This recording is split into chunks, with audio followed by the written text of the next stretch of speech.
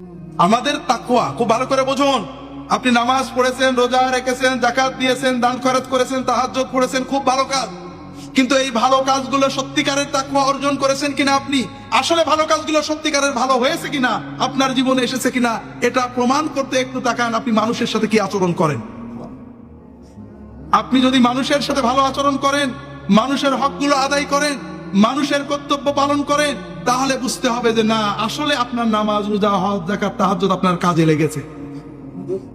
আর যদি এত কিছুর পরেও আপনার ছেলের সাথে সারাদিন ঝগড়া, মেয়ের সাথে খারাপ ব্যবহার, স্ত্রীর হক আদায় করেননি, স্বামীর সাথে ঝগড়া করেছেন, আপনি মা বাবার হক আদায় করেননি, আপনি প্রতিবেশীদের সাথে ঝগড়া করেন, মারামারি গোলমাল করেন, আপনি ভালো করে বুঝে নিন আপনার এই ভালো কাজগুলো ভালো পর্যায়ে যায়নি। একটা হাদিস এসেছে, রাসূলুল্লাহ সাল্লাল্লাহু আলাইহি ওয়াসাল্লামের কাছে দুইজন মেয়ের কথা বলা হলো। একটা মেয়ে ফরজ ইবাদত করে, নফল করে, তাহাজ্জুদ করে, দান খয়রাত করে, কিন্তু তাদের পরিবারের আত্মীয় স্বজন, পাড়া প্রতিবেশীদের খুব ঝগড়াঝাটি, খারাপ আচরণ করে।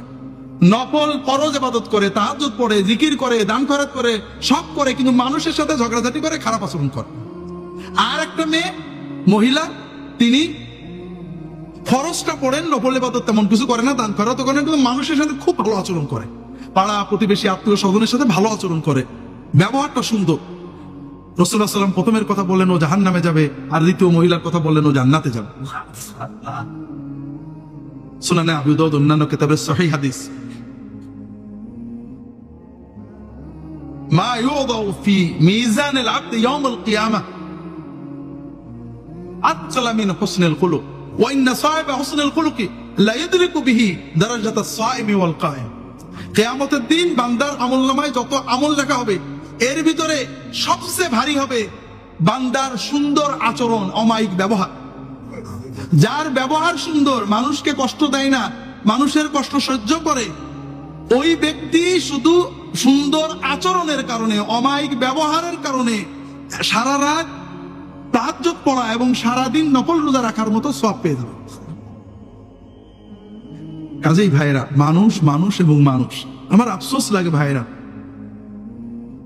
সেদিন এক ভাই বলছেন যে ইসলামী ব্যাংক সব দিনদার মানুষেরা স্টাফ, সেখানে গেল আমাদের সাথে খারাপ আচরণ করে। অন্যদের মাদ্রাসা হুজুররা, আলেম উলামা, পীর মাশায়েখরা নাকি জালালি মেজাজ, খারাপ আচরণ করে। অথচ ইহুদি খ্রিস্টানরা, ফাসেকরা কমার্শিয়ালি হলেও অন্তত ভালো আচরণ করে। এটা কেমন কথা ভাইরা? যাই হোক, যেটা বলছিলাম, অন্যদিকে চলে গেছি। একটা কথা বাদ পড়ে গেছে, এই যে যাদের জন্য আল্লাহ জান্নাত বানিয়েছেন, তাদের দ্বিতীয় আয়াতে একটা মজার কথা বলেছেন, ওয়াল্লাযীনা ইযা ফাআলু ফাহিশাতান আও যালামু আনফুসাহুম যাকারুল্লাহা ফাস্তাগফিরু লিযুনুবিহিম ওয়া মান ইয়াগফিরুয যুনুবা ইল্লাল্লাহ ওয়া লাম ইউসিরু আলা মা ফাআলু ওয়া হুম ইয়ালামুন। আল্লাহ জান্নাত বানিয়েছেন কাদের জন্য? মুত্তাকিদের জন্য। মুত্তাকিরা কারা? যারা সব সময় আল্লাহর পথে ব্যয় করে, টাকা কম থাক বেশি থাক,